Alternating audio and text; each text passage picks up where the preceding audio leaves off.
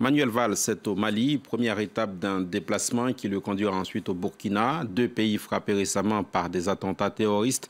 À Bamako, où il a été reçu par le président Ibrahim Boubacar Keïta, le Premier ministre français a plaidé pour la réconciliation intermalienne. Autre sujet, la lutte contre le djihadisme. Florent Rodeau.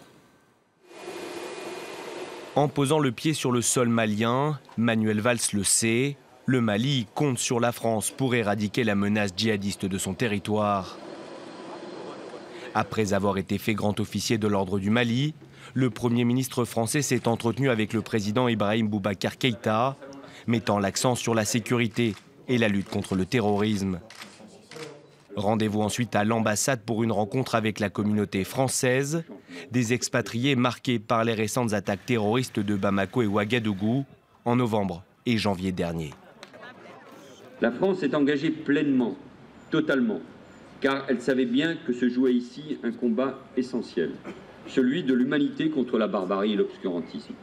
La menace terroriste ne vise bien sûr pas que la France et le Mali.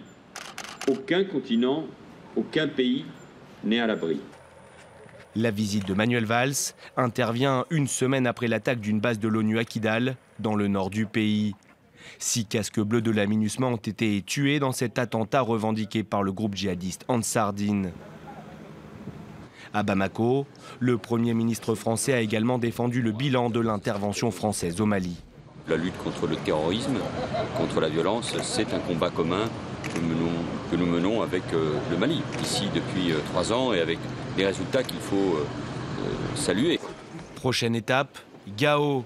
Accompagné du ministre de la Défense Jean-Yves Le Drian, Manuel Valls ira à la rencontre des troupes de la force Barkhane.